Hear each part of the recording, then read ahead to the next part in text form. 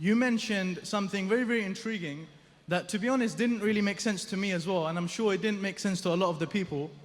You mentioned that there's three types of people.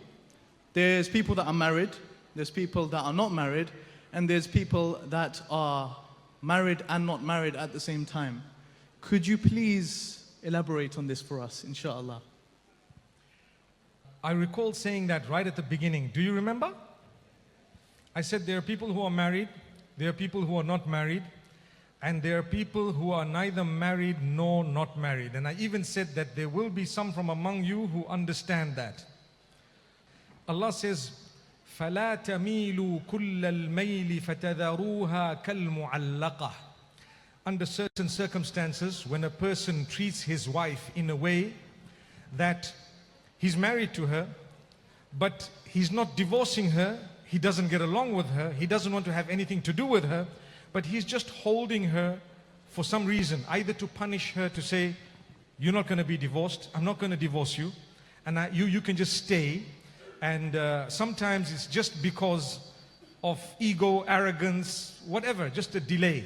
So Allah says, do not turn to such an extent where you leave her hanging. And hanging there would mean that she's neither married to be able to enjoy a beautiful marital relationship with someone, nor is she unmarried that she can go to marry someone else.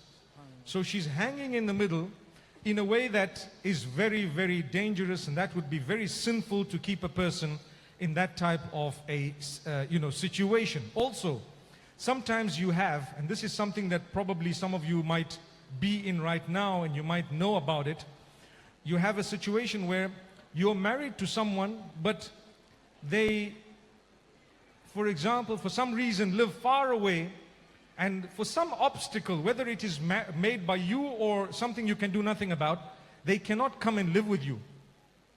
Neither do they want to release you, nor sort the problem out by perhaps agreeing on something that is, acceptable to both parties.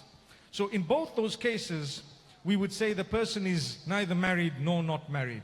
You have, a scenario where someone has promised to marry you, for example, and you're sitting and waiting for them, and they're just delaying. They say tomorrow, next year, next month, following month, the proposal will come, we're going to come, and they keep you waiting. Now, in that case, you're not married, right? But it's quite similar in the sense that you're either being fooled or you are being foolish, one of the two. Yeah.